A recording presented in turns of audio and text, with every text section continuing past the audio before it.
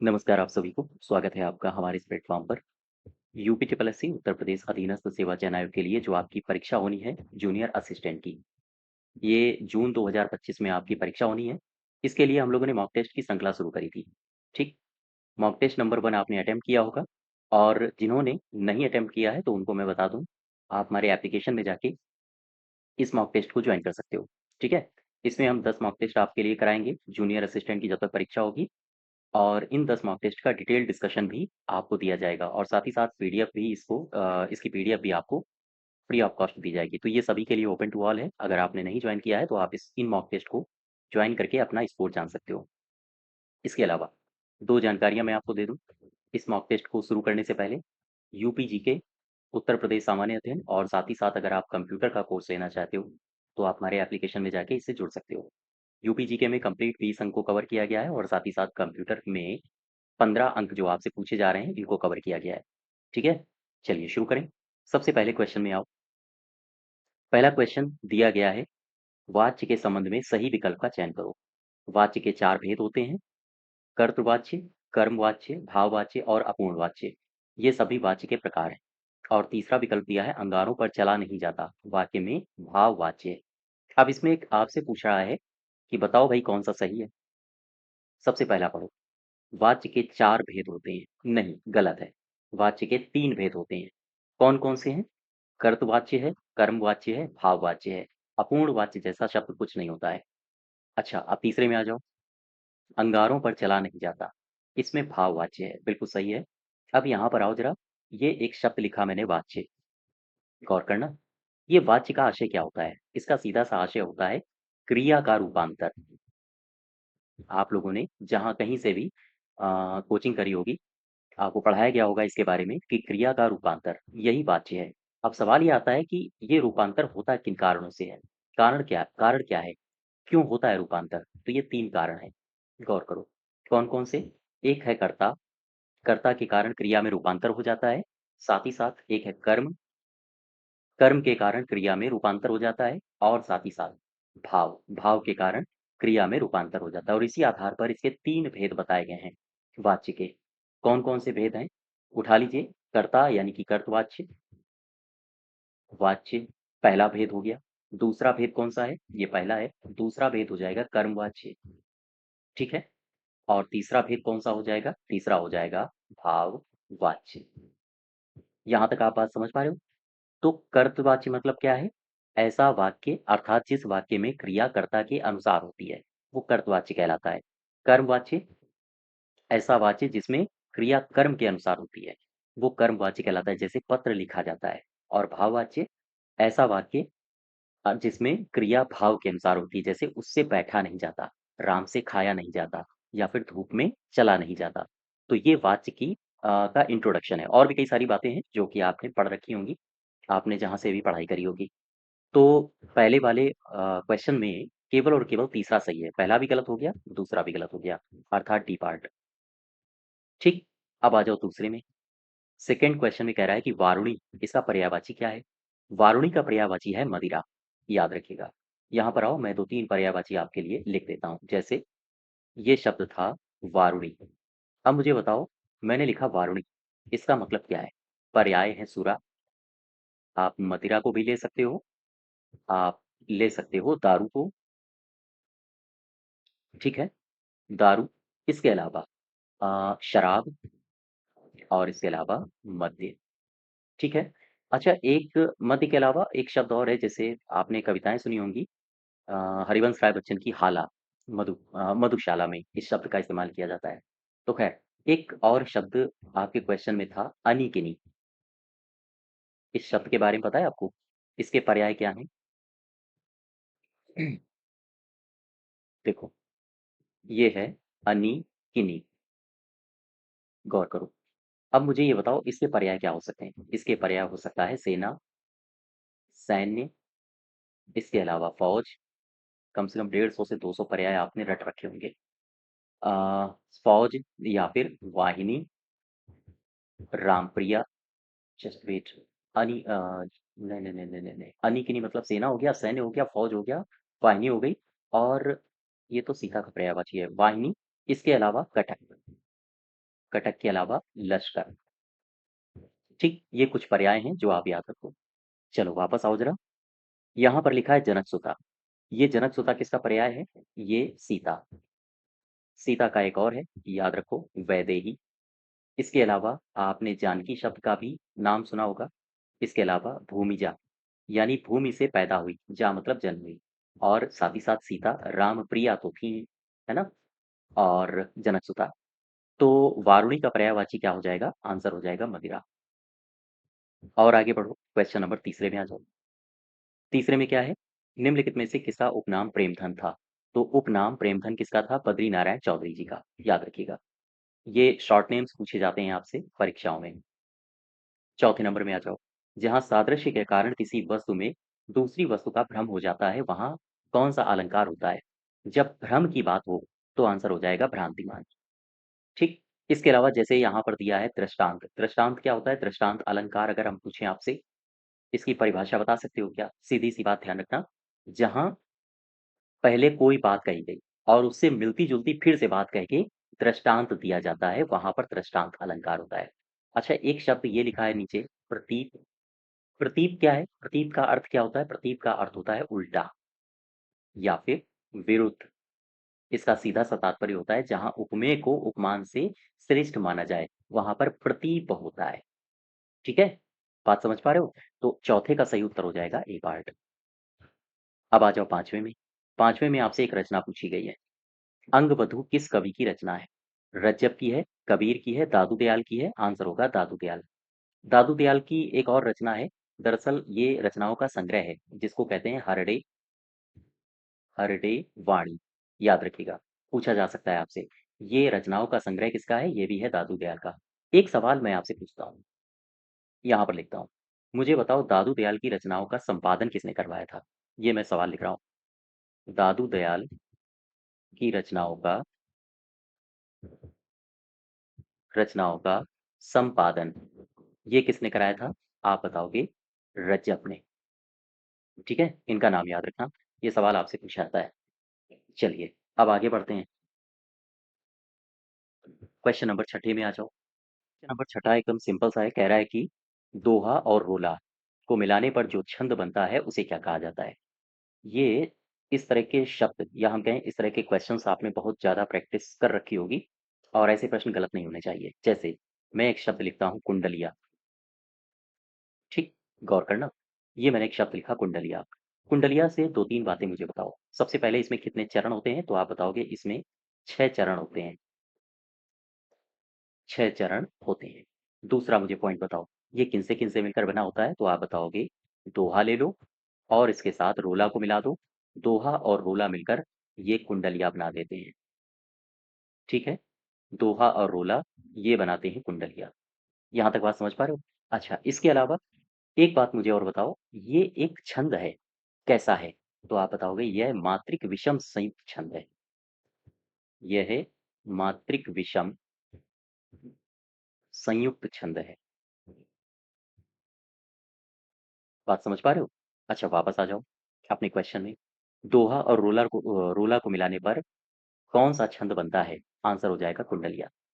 अच्छा, यहीं पर एक शब्द दिया है सवैया, ये क्या होता है? ये कैसे बनता है? ध्यान रखो, सवैया।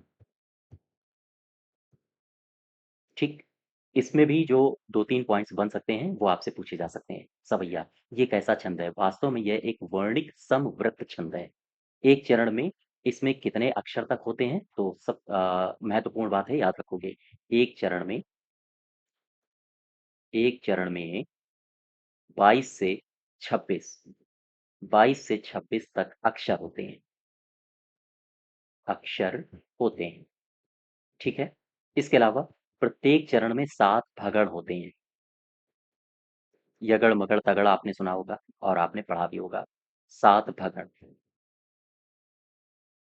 ठीक? प्रत्येक चरण की बात हो रही है, अर्थात प्रत्येक चरण में यहाँ पर 7 भगण होते हैं। और एक खास बात, प्रत्येक चरण के अंत में 2 गुरु वर्ण होते हैं। 2 ऐसे वर्ण होते हैं जो गुरु हों, 2 गुरु वर्ण भी होते हैं। तो इस प्रकार से आपसे स्टेटमेंट बना के पूछे जा सकते हैं। पहला स्टेटमेंट बना देगा कि एक चरण में 22 से 26 तक अक्षर होते हैं, दूसरा चरण 7 भगण, प्रत्येक चरण में 7 भगण होते हैं और 2 गुरु वर्ण होते हैं प्रत्येक चरण के अंत में। यह किसकी विशेषता है? और नीचे 4 या 5 ऑप्शन दे देगा, ठीक? तो इसका सही उत्तर हो जाएगा कुंडलिया। नेक्स्ट देखो, क्वेश्चन नंबर 7वां कह रहा है छंद की प्रथम चर्चा ये कहाँ पर हुई थी? सबसे पहले तो मुझे बता दो ये जो शब्द बार-बार आ रहा है छंद, ये छंद है क्या? छंद क्या है? क्या बता सकते हो आप मुझे? एक सिंपल सी बात याद रखो, वास्तव में एक पद्य रचना जो कि नियोजित होती है, गौर करना मैं क्या कह रहा हूँ। मैंने कहा एक ऐसी पद्य रचना है छंद, एक पद्य रचना है जो नियोजित होती है, नियोजित होती है। अब सवाल ये आया कि अगर ये पद्य रचना है नियोजित होती है तो किससे नियोजित होती है? किससे बनी हुई होती है? अक्षरों की संख्या और क्रम से। अक्षरों की संख्या और क्रम से, ठीक? और किससे बनी होती है? यह बनी होती है मात्रा और यह नियोजित होती है मात्रा गणना से, मात्रा गणना। इसके अलावा यति गति से संबंधित विशिष्ट नियम से यह नियोजित होती है, यति और गति से, ठीक है? और एक खास बात, छंद की पहली बार प्रथम चर्चा ये कहाँ पर हुई है? ये हुई है ऋग्वेद में। याद रखिएगा, पूछा जाता है सवाल कि छंद की प्रथम चर्चा कहाँ पर हुई है? ऋग्वेद में इसकी प्रथम चर्चा हुई है, ठीक है? यहाँ तक। और दरअसल जब भी कभी पद्य की रचना की जाती है, तो पद्य की रचना का एक मानक होता है, वो मानक होता है छंद। अर्थात अगर आपसे पूछे पद्य की रचना का मानक किसे कहा जाता है? पद्य की रचना का मानक, ये होते हैं छंद, ठीक? छंद के दरअसल कई सारे अंग भी होते हैं, आपने पढ़ा होगा छंद के बारे में। तो अगर हम आपसे पूछें कि छंद के अंग कौन-कौन से हैं? तो आपने पढ़ रखे होंगे जैसे पाद या फिर चरण, ठीक है? या फिर आपने मात्रा या फिर वर्ण के बारे में पढ़ा होगा, ये भी अंग होता है। इसके अलावा लघु और गुरु के बारे में आपने पढ़ा होगा। इसके अलावा आपने संख्या, क्रम और इसके अलावा गण के बारे में पढ़ा होगा, ये भी अंग होते हैं। साथ ही साथ यति, इसके अलावा गति, इसके अलावा तुक, है ना? ये सारे के सारे छंद के ही अंग होते हैं, ठीक? तो इसका सही उत्तर हो जाएगा ऋग्वेद 7वें का। नेक्स्ट देखो, क्वेश्चन नंबर 8वें में आ जाओ। इसमें क्या कह रहा है? समुद्री सांप में घातक परंतु कीमती जहर पाया जाता है। इस वाक्य में कितने विशेषण हैं और कितने विशेष्य हैं? सबसे पहले तो मुझे ये बता दो, विशेषण क्या है? सबसे पहले मुझे सिंपल सा शब्द बताओ, ये मैंने लिखा विशेषण, ये क्या है? और विशेष्य, ये क्या है? ध्यान दो, विशेषण जो विशेषता बताए और विशेष्य जिसकी विशेषता बताई जाए। अब ये जो क्वेश्चन था, इसमें विशेषण क्या थे? इसमें विशेषण था समुद्री, साथ ही साथ कैसा सांप? घातक, ठीक? घातक और कीमती जहर। इसके अलावा विशेष्य क्या हो जाएगा? जिसकी किसकी विशेषता बताई जा रही है? सांप की और जहर की, यानी जहर कैसा है? कीमती है। वापस आ जाओ जरा, सांप, सांप की विशेषता बताई जा रही है कि ये जो सांप है, ये जमीन वाला नहीं है, ये समुद्री है। तो ये हो गया है विशेषण, पहला विशेषण, ठीक? जहर पाया जाता है, जहर हो गया विशेष्य, लेकिन कैसा जहर? कीमती भी है और वह घातक भी है। तो दूसरा विशेषण, तीसरा विशेषण, यानी 3 हो गए विशेषण आपके, ठीक? और विशेष्य कितने हो गए? एक तो साँप हो गया, इसकी विशेषता बताई जा रही है और दूसरा हो गया जहर। तो ये 2 हो गए विशेष्य, अर्थात सी पार्ट इसका सही हो जाएगा। 9वें में आ जाओ, क्वेश्चन नंबर 9th। इसमें कह रहा है, अच्छा ये जो विशेषण है, इसमें मैंने एक शब्द आपको मैं बता दूँ, विशेषण में ही एक शब्द आप पढ़ते हो प्राविशेषण। क्या पता है आपको? ये क्या होता है? प्राविशेषण। देखो, विशेषणों का विशेषण, इसे कहते हैं प्राविशेषण। ध्यान दो, विशेषणों का विशेषण, ये क्या कहलाता है? इसे ही कहा जाता है प्राविशेषण। ध्यान रखिएगा। जैसे मैं एक एग्जाम्पल के तौर पर लिखता हूँ, मैंने लिखा राम बहुत तेज, राम बहुत तेज विद्यार्थी है। विद्यार्थी है। अब यहाँ पर देखो, विद्यार्थी, तेज और फिर लिखा है बहुत। ये तेज तो हो गया विशेषण, गौर करना, ये तो हो गया विशेषण। अब तेज की भी विशेषता कौन बता रहा है? ये बता रहा है बहुत। यानी थोड़ा नहीं तेज है, बहुत ज्यादा तेज है, अर्थात ये हो जाएगा प्राविशेषण। ठीक है, प्राविशेषण। जैसे एक मैं वाक्य और लिखता हूं। मैंने लिखा, क्षत्रिय बड़े साहसी होते हैं। बड़े साहसी होते हैं। ये मैंने शब्द लिखा। साहसी की विशेषता बताई जा रही है। छतरी की विशेषता बताई जा रही है। छतरी कैसे होते हैं? साहसी होते हैं, लेकिन साहसी की भी विशेषता बताई जा रही है। कैसे साहसी? बड़े वाले साहसी। ठीक, तो ये हो जाएगा प्राविशेषण। जैसे एक शब्द मैं और लिखता हूँ। मैंने लिखा, कश्मीरी सेब। कश्मीरी सेब सिंदूरी लाल होता है। सिंदूरी लाल होता है। सवाल ये है हमारा, अब यहाँ पर प्राविशेषण हो जाएगा। लाल तो होता है, सिंदूरी लाल होता है। अच्छा, एक शख्स का नाम आपने सुना होगा, और संभवतः अगर आप हिंदी को डीप में पढ़े होंगे तो आपने इनकी पुस्तक भी पढ़ी होगी। कामता प्रसाद गुरु। कामता प्रसाद गुरु। ठीक, कामता प्रसाद गुरु। दरअसल इसे अंतर विशेषण कहते हैं। अंतर विशेषण। तो कामता प्रसाद गुरु के आधार पर ये अंतर विशेषण है। तो यहाँ पर इसका सही उत्तर क्या हो जाएगा? समुद्री सांप का हिस्सा तो मैंने बता दिया था आपको, है ना। क्वेश्चन नंबर 9 में आ जाओ। आधुनिक हिंदी कविता में बिंब विधान के लेखक ये कौन है? आधुनिक हिंदी कविता में बिंब विधान के लेखक हैं केदारनाथ सिंह। केदारनाथ सिंह। केदारनाथ सिंह के बारे में 3-4 बातें याद रखना, क्योंकि ये उत्तर प्रदेश से संबंधित है। मैंने लिखा, केदारनाथ सिंह। ये यूपी से संबंधित हैं, इसलिए आप ध्यान रखोगे। सबसे पहली बात, इनका जन्म कहाँ आप बताओगे? बलिया। बलिया के चकिया गांव में। चकिया गांव में। ठीक। और दरअसल इनके बारे में कहा जाता है कि आधुनिक हिंदी कविता में बिंब विधान पर इन्होंने पीएचडी प्राप्त की थी। पीएचडी। ये कहाँ पर? बिंब विधान में। बिंब विधान में। और इनकी कई सारी रचनाएं भी हैं। ये रचनाएं आपसे पूछी जा सकती हैं, आप याद रखना इनको। जैसे अभी बिल्कुल अभी। अभी बिल्कुल अभी। ये इनकी एक रचना है। ठीक। इनकी एक रचना और है, इसको बोलते हैं, इसको कहा जाता है जमीन पक रही है। जमीन पक रही है। साथ ही साथ यहाँ से देखो। यहाँ से देखो, ये भी इनकी एक रचना है। इनकी एक रचना यहाँ पर मैं लिखता हूँ, इसको याद रखना। अकाल में सारस। अकाल में सारस। ये मैंने इनकी रचना क्यों लिखी? ये केदार जी की ही रचना है, क्योंकि 1989 1989 में इसी रचना के आधार पर इनको साहित्य अकेडमी सम्मान मिला था। साहित्य अकादमी सम्मान दिया गया था। और ये सवाल आपसे पूछा जा सकता है कि केदारनाथ सिंह को किस रचना के आधार पर साहित्य अकेडमी सम्मान मिला था, या फिर कब मिला था। ठीक है। इनके कुछ निबंध संग्रह हैं, जैसे मेरे समय के शब्द। मेरे समय के शब्द। ये निबंध संग्रह है इनका। जैसे आपने इनका एक निबंध संग्रह पढ़ा होगा, या फिर इसकी कृति का नाम सुना होगा, कब्रिस्तान। कब्रिस्तान का, या सॉरी, कब्रिस्तान में पंचायत।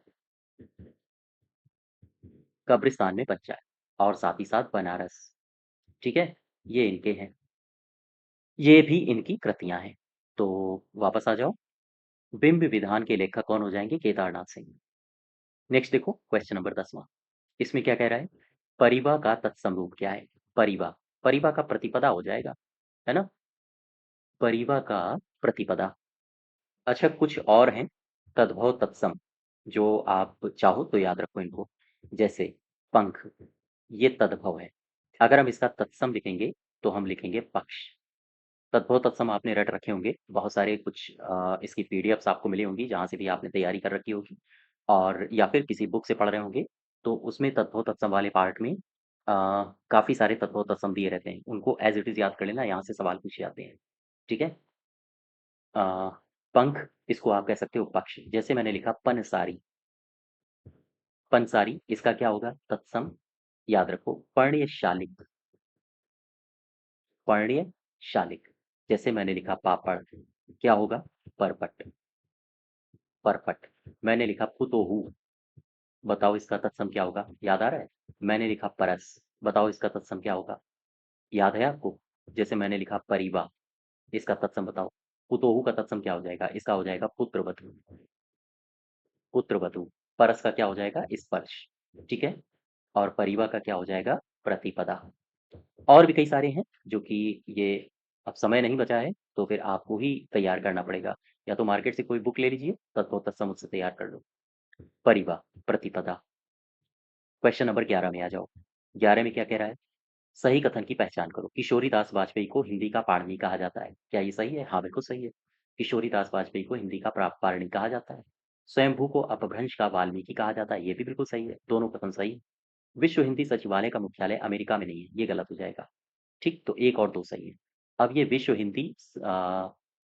हिंदी सचिवालय ये कहाँ पर है? आओ इसकी चर्चा कर लें। देखो, मैंने लिखा विश्व हिंदी सचिवालय, हिंदी सचिवालय। न सिर्फ हिंदी सचिवालय बल्कि इसके बारे में और भी कई सारे तथ्य हैं। तो सबसे पहले तो मुझे बताओ ये सचिवालय है कहाँ पर? आप बताओगे मॉरिशस में, मॉरिशस। ठीक। अच्छा, विश्व हिंदी दिवस अगर मैं आपसे पूछूं, मुझे बताओ विश्व हिंदी दिवस,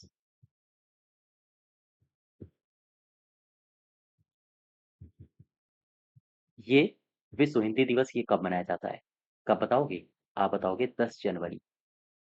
अच्छा, ठीक इसी प्रकार से मिलता-जुलता सवाल एक मैं आपसे और पूछता हूँ। ये तो विश्व के संदर्भ में है। अगर मैं आपसे पूछूं राष्ट्रीय हिंदी दिवस, राष्ट्रीय हिंदी दिवस ये कब मनाया जाता है? तो आप बताओगे 14 सितंबर को। ठीक है। विश्व हिंदी 10 जनवरी, इसको याद रखना दोनों पार्ट। हालांकि राष्ट्रीय वाला आपको याद होगा, वैश्विक स्तर का भी याद रखो। प्रथम हिंदी विश्व हिंदी सम्मेलन ये कहाँ और कब मनाया गया? बताओ मुझे ये क्वेश्चन। मैं लिख रहा हूँ प्रथम हिंदी सम्मेलन। यहाँ पर आप हिंदी मत लिखो केवल, आप विश्व को और जोड़ो। प्रथम विश्व हिंदी सम्मेलन। मुझे बताओ ये जो सम्मेलन था ये कहाँ हुआ? तो आप लोकेशन बताओगे नागपुर, महाराष्ट्र वाला। और कब हुआ? 1975 में हुआ, 10 जनवरी को। ठीक है, 10 जनवरी 1975 को। तो ये बात याद रखो। अच्छा, एक मैं और आपसे सवाल पूछता हूँ। मुझे बताओ ये जो मॉरिशस में पोर्ट लुइस में विश्व हिंदी सचिवालय का उद्घाटन किया गया था, भवन का उद्घाटन, ये कब किया गया था? याद रखिएगा 2018 में ये उद्घाटन किया गया था। मेरा सवाल ये है कि केंद्रीय हिंदी निदेशालय कब बना? सवाल बताओ। आप देखो अपनी मेमोरी को चेक करो कि आपको ये सारे कथन, ये सारे फैक्ट्स याद हैं। मैं 2 फैक्ट लिख रहा हूँ। केंद्रीय हिंदी निदेशालय, केंद्रीय हिंदी निदेशालय, बताओ ये कब बना? और एक दूसरा मैं फैक्ट लिख रहा हूँ, 2025। अभी जनवरी बीत चुकी है तो मुझे बताओ 2025 में विश्व हिंदी दिवस का थीम क्या था? विश्व हिंदी दिवस का थीम क्या था? ये दोनों सवाल मुझे बता दो। केंद्रीय हिंदी निदेशालय, इसकी इसको इस्टैब्लिश किया गया था 1960 में, याद रखिएगा। और 2025 विश्व हिंदी दिवस का थीम क्या था? ये आप मुझे कमेंट बॉक्स में लिख के बताइए। ठीक है? तो आपका भी तैयार हो जाएगा और आप कमेंट बॉक्स में बताइए मुझे। तो इसमें सही कथन क्या होगा? 1 और 2। नेक्स्ट देखो, क्वेश्चन नंबर 12। इसमें क्या कह रहा है? मेरठ, सहारनपुर, बिजनौर किस बोली के क्षेत्र में आते हैं? अवधी में आते हैं, ब्रजभाषा में आते हैं, खड़ी बोली में आते हैं या फिर कन्नौजी में आते हैं? ध्यान दें। खड़ी बोली या फिर आप कह सकते हो कौरवी, कौरवी, खड़ी बोली। ठीक है? मैं बात खड़ी बोली की कर रहा हूँ। तो मुझे बताओ ये जो बोली है ये किस क्षेत्र में बोली जाती है? जैसे आप अगर भारत के संदर्भ में देखोगे, आप अगर भारत का मैप देखोगे तो कुछ इस प्रकार का है। जम्मू कश्मीर, फिर नीचे यहाँ पर पंजाब और ये रहा अपना उत्तर प्रदेश, है ना? और यहीं पर आस-पास और भी यानी कि दिल्ली वाला क्षेत्र आ जाता है। अब ऐसी स्थिति में दिल्ली हो गया, मेरठ हो गया, इसके अलावा सहारनपुर, सहारनपुर के अलावा जैसे और नीचे आओगे आपको बिजनौर मिलेगा। साथ ही साथ आप पश्चिम की तरफ जाओगे तो आपको गाजियाबाद मिलेगा, गाजियाबाद, और साथ ही साथ रामपुर, मुरादाबाद के ठीक बगल में, और मुजफ्फरनगर। तो ये जो क्षेत्र हैं और भी कई सारे क्षेत्र, ये जो क्षेत्र हैं ये सारे के सारे यहाँ पर खड़ी बोली आमतौर पर बोली जाती है। ठीक। एक शब्द आपने सुना होगा अपभ्रंश, अपभ्रंश। तो अगर हम आपसे पूछें अपभ्रंश के भेद, ये सारी चीज़ें आपने पढ़ रखी होंगी। मैं केवल और केवल आपको रिवाइज़ करवा रहा हूँ। कहीं से भी कोई भी टॉपिक उठा के अब आपको रिवाइज़ करना है। ठीक है? जैसे मैंने कहा अपभ्रंश के भेद, मुझे आप सोच के बताइए कितने होते हैं? दिमाग लगाओ। उत्तर भारत में अपभ्रंश के टोटल 7 भेद प्रचलित हैं। 7 भेद प्रचलित हैं अपभ्रंश के। उत्तर भारत की मैं बात कर रहा हूँ, उत्तर भारत में। ठीक है? अच्छा, ये 7 भेद हैं कौन-कौन से? मैं यहाँ पर लिखता हूँ और आप रिवाइज़ करो। सबसे पहले मैंने लिखा शौरसेनी, शौरसेनी अपभ्रंश। ठीक? मैंने लिखा सौरसैनी अपभ्रंश। अब मुझे बताओ ये सौरसैनी अपभ्रंश से कौन-कौन सी बोलियाँ निकली हैं? एक तो पश्चिमी हिंदी, पश्चिमी हिंदी, साथ ही साथ राजस्थानी, राजस्थानी के अलावा ब्रजभाषा, ब्रजभाषा, इसके अलावा एक और याद रखना, खड़ी बोली। ठीक है? इन सब बोलियों का संबंध किससे है? शौरसैनी अपभ्रंश से। चलो एक मैं और लिखता हूँ। मुझे बताओ अ, लहंदा, साथ ही साथ पंजाबी, ये जो भाषाएँ हैं, बोलियाँ हैं, इनका संबंध किस अपभ्रंश से है? आप बताओगे पैशाची अपभ्रंश, पैशाची अपभ्रंश। क्या याद आ रहा है आपको? चीज़ें रिवाइज़ कर पा रहे हो? चलो, अब मैं और लिखता हूँ। ये मैंने लिखा सिंधी। बताओ इसका संबंध किस अपभ्रंश से है? फिर मैं लिख रहा हूँ पहाड़ी, और मैंने लिखा पहाड़ी लिख दूँ, उत्तराखंड के पास कौन-सी बोली बोली जाती है? कुमाऊनी, कुमाऊनी, ठीक है? और गढ़वाली। मुझे बताओ ये 3 के तीनों किस अपभ्रंश से संबंधित हैं? पहला क्वेश्चन सिंधी किस अपभ्रंश से संबंधित है? तो आप बताओगे ब्राचड, ब्राचड अपभ्रंश। और फिर दूसरा क्वेश्चन कि पहाड़ी, कुमाऊनी और गढ़वाली, ये किस अपभ्रंश से संबंधित है? आप बताओगे खस अपभ्रंश, खस अपभ्रंश, ठीक है? और मैं लिखता हूँ, और देखें आपको याद है या नहीं है? चलो, मैंने लिखा मराठी। बताओ ये किस अपभ्रंश से संबंधित है? फिर मैंने लिखा पूर्वी हिंदी, पूर्वी हिंदी, मैंने लिखा अवधी, अवधि के अलावा बघेली, ये मध्य प्रदेश वाला वो पूरा का पूरा उधर का क्षेत्र है। जैसे मैं लिख रहा हूँ छत्तीसगढ़ी, छत्तीसगढ़ी, ठीक है? अब मुझे बताओ पूर्वी हिंदी, अवधी, बघेली और छत्तीसगढ़ी ये किस अपभ्रंश से संबंधित हैं? मराठी किस अपभ्रंश से संबंधित है? और एक मैं और लिख दे रहा हूँ, जैसे मैंने लिखा बिहारी, बिहारी के अलावा आप भारत में आप जब भारत को भ्रमण करोगे, मैप देखोगे, तो आप इस क्षेत्र में आओ, बंगाली, बिहारी यहाँ पर। तो मैंने लिखा बंगाली, इसके अलावा उड़िया, उड़िया के बाद असमिया। बताओ ये किस अपभ्रंश से संबंधित है? वापस आ जाओ। Just wait. चलो मराठी का सबसे पहले बताओ, ये मराठी यानी कि महाराष्ट्री अपभ्रंश से संबंधित है। महाराष्ट्री अपभ्रंश, ठीक है? अब आ जाओ पूर्वी हिंदी, अवधी, बघेली और छत्तीसगढ़ी, ये अर्ध-मागधी अपभ्रंश से संबंधित है। अर्ध-मागधी अपभ्रंश, ठीक है? अब यहाँ पर आओ, बिहारी, बंगाली, उड़िया और असमिया, ये किससे संबंधित है? ये है मागधी अपभ्रंश, मागधी अपभ्रंश, ठीक? तो ये चीज़ें हैं जो आपको लगातार रिवाइज़ करते रहना है। बहुत ज़्यादा समय नहीं है, बस बहुत कम समय है, और इस ज़्यादा से ज़्यादा समय को, इस कम से कम समय को ज़्यादा से ज़्यादा चीज़ें रिवाइज़ करने में लगाओ। इसका सही उत्तर क्या हो जाएगा? सही उत्तर हो जाएगा खड़ी बोली, ठीक? 13 में आ जाओ। निम्नलिखित में से किसने रीतिकाल को कलाकाल कहा है? मैं यहाँ पर कुछ लोगों के नाम लिखता हूँ। ये विद्वान रहे हैं हिंदी के। इन्होंने रीतिकाल का नामकरण अपने-अपने आधार पर किया है। एक तरफ विद्वान लिख लो और एक तरफ लिख लो रीतिकाल का नामकरण क्या किया है? रीतिकाल का नामकरण, ठीक? विद्वान में सबसे पहला नाम लिखो मिस्र बंधु। मिस्र बंधु। इन्होंने रीतिकाल को क्या नाम दिया है? इन्होंने नाम दिया है अलंकृत काल। अलंकृत काल। चलो, अब लिखो रामचंद्र शुक्ल। रामचंद्र शुक्ल ने रीतिकाल को क्या कहा है? इन्होंने तो रीतिकाल ही नाम दिया है। एक नाम और मुझे बताओ। इनको कहते हैं रसाल, अर्थात रमाशंकर, रमाशंकर शुक्ला या फिर रसाल। इन्होंने रीतिकाल को क्या नाम दिया है? इन्होंने नाम दिया है कलाकाल। कला काल।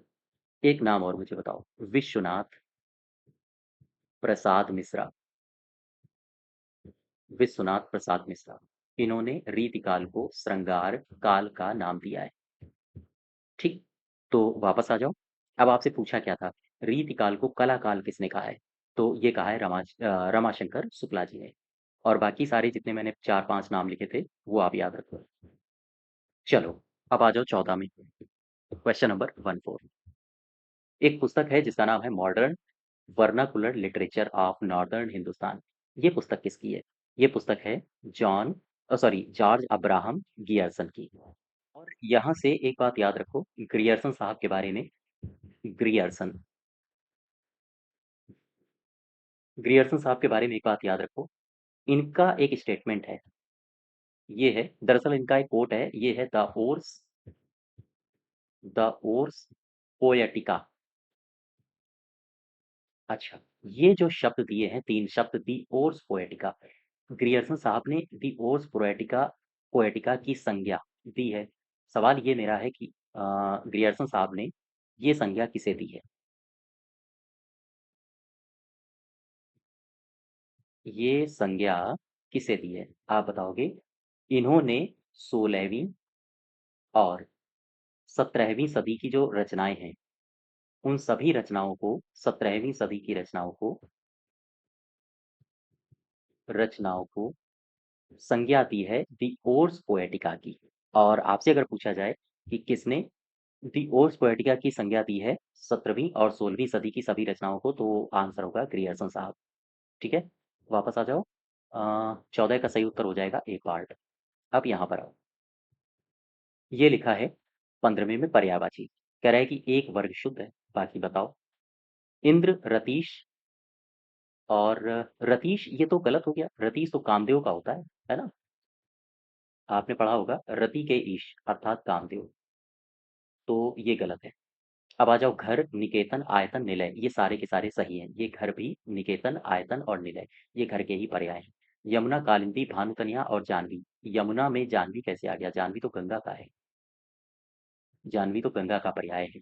अब यहाँ पर आओ। वस्त्र, अंबर, चीर, ये तो ठीक है। पाठक शब्द गलत है। पाठक का मतलब क्या होता है?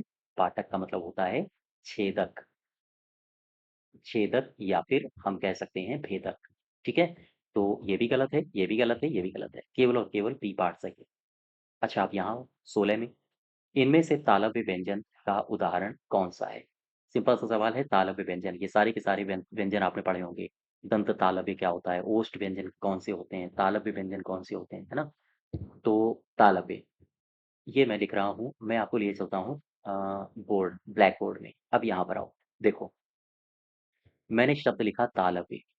तालव्य व्यंजन।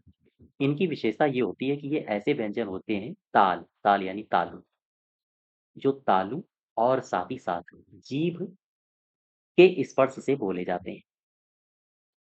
जीभ के स्पर्श से निकलते हैं। जैसे कौन-कौन से होते हैं? जैसे ई, बड़ी ई, या फिर चा वर्ग के जितने भी वर्ण होते हैं वो सारे के सारे। चा वर्ग में कौन-कौन से आते हैं? जैसे चा, छा, जा, है ना? झा। और इसके अलावा अन्ना।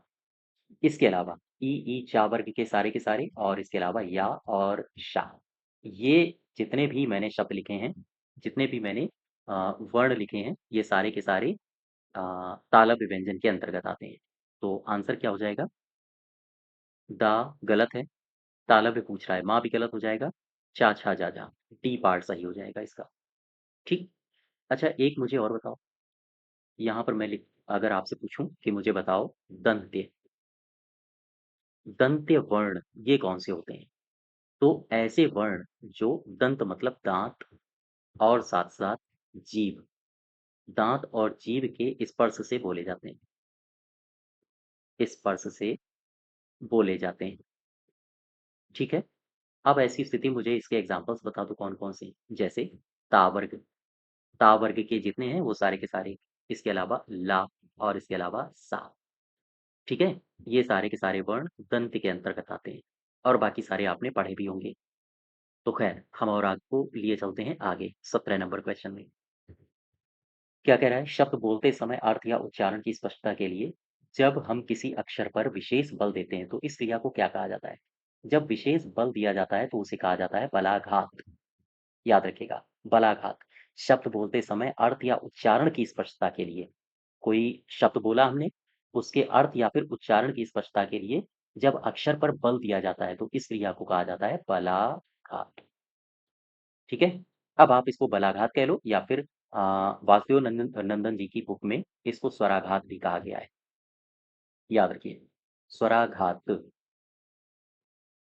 बलाघात कह दो या फिर स्वराघात कह दो। ठीक?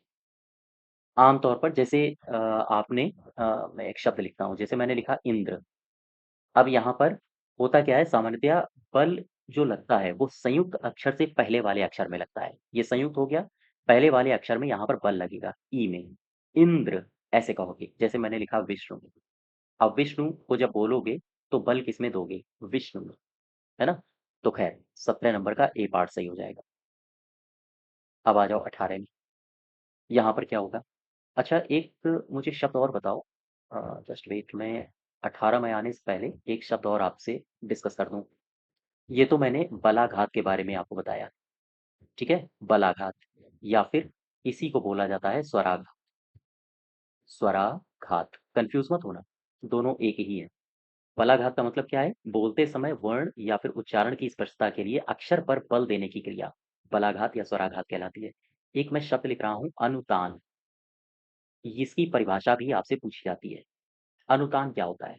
दरअसल इसे अन्य किस नाम से जाना जाता है? तो आप बताओगे इसे कहा जाता है सुर लहर, इसे सुर लहर कहा जाता है। अर्थात सुरों के आरोह और अवरोह के क्रम को सुर लहर की संज्ञा दी जाती है। तो वास्तव में सुर लहर है क्या? ये है सुरों का आरोह और अवरोह। ठीक है? तो वापस आ जाओ। अब यहाँ पर आओ 18 में।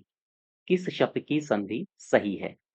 स्त्री उचित, स्त्रियोचित, नदी दर्पण, नद्यार्पण, एक एक एकाएक होता है, एक एक एक एक कहाँ होगा? पितृ अनुमति, पितृनुमति, ये सही है डी पार्ट। पितृ धन अनुमति। जैसे आपने मैं आपको लिए चलता हूँ संधियों में, और आपने संधियों में बहुत सारी संधियां पढ़ी होंगी जिसमें से एक संधि है यण संधि।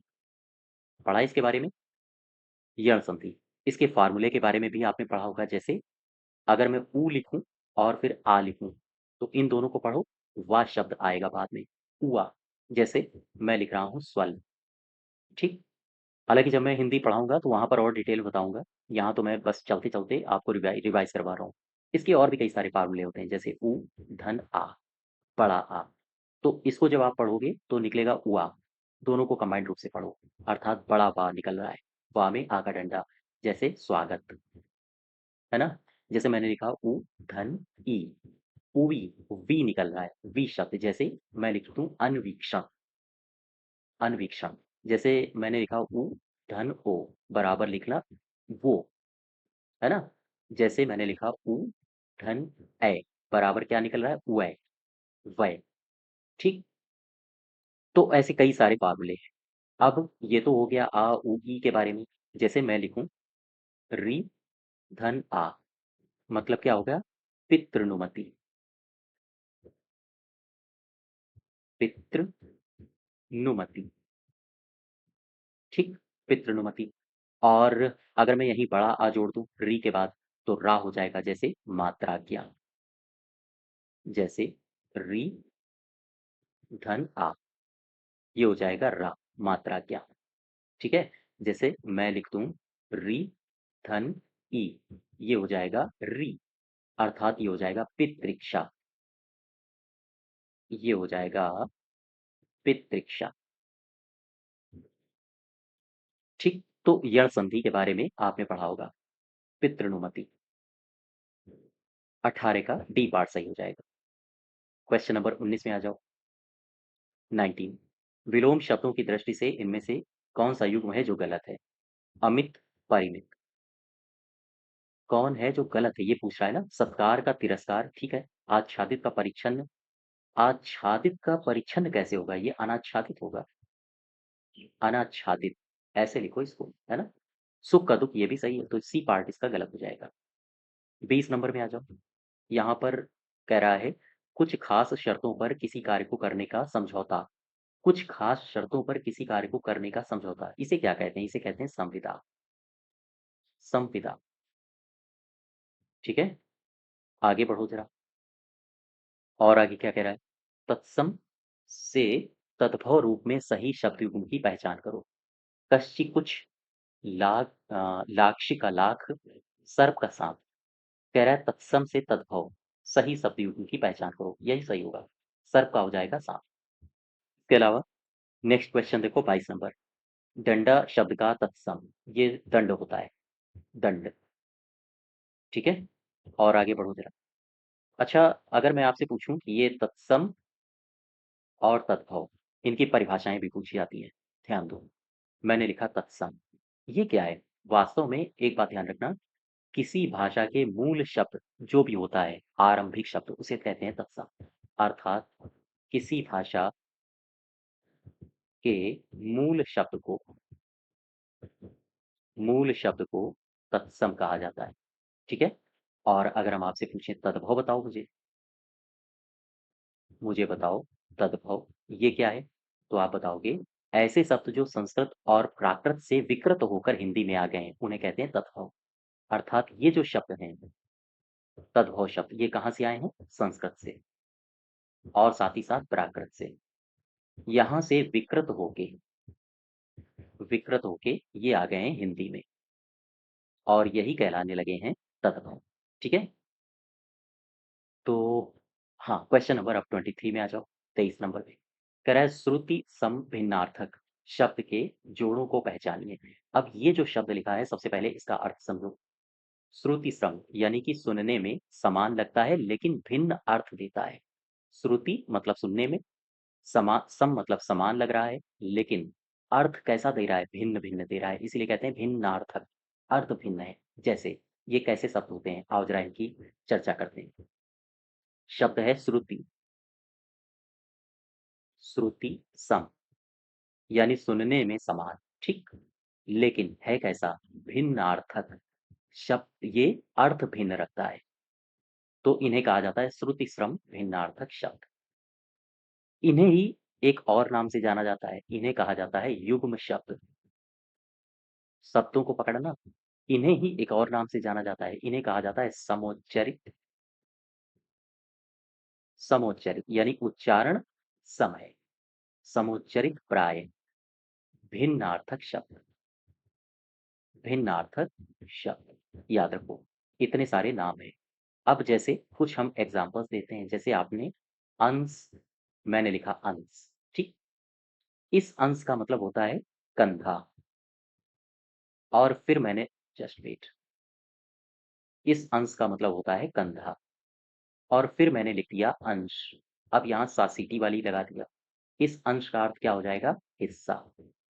ठीक है, आप देख पा रहे हो, जब आप इनको बोलोगे अंश, अंश, लगभग बोलने में ये दोनों ही समान है, लेकिन अर्थ अलग अलग है। इस अंश का मतलब कंधा, इस अंश का मतलब हिस्सा।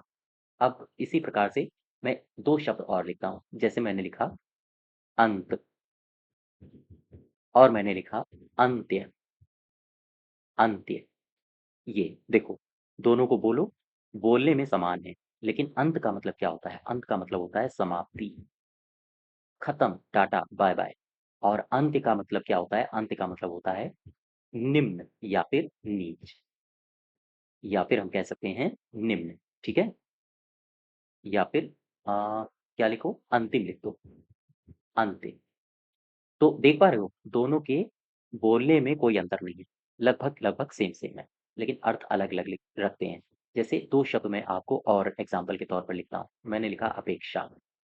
मुझे तुमसे अपेक्षा है कि आप वीपीओ में या जूनियर असिस्टेंट में सेलेक्ट हो जाओगे। अपेक्षा का मतलब इच्छा, ठीक। या फिर आवश्यकता, मैं तुमसे अपेक्षा रखता हूँ। जैसे मेरी उसकी अपेक्षा में तुम अच्छे हो, तुलना में, ठीक है। अब मैंने लिख दिया उपेक्षा। मेरी उपेक्षा मत करो नहीं तो पछताओगे, है ना। तो उपेक्षा का मतलब निरादर हो गया। जैसे, हाँ, तो देख पा रहे हो सेम सेम, बोलने में लगभग सेम है। इस प्रकार के जो शब्द हैं आप तैयार करो उनको, यहाँ से भी सवाल पूछे जाते हैं। तो श्रुति श्रम भिन्नार्थक में यहाँ पर आओ।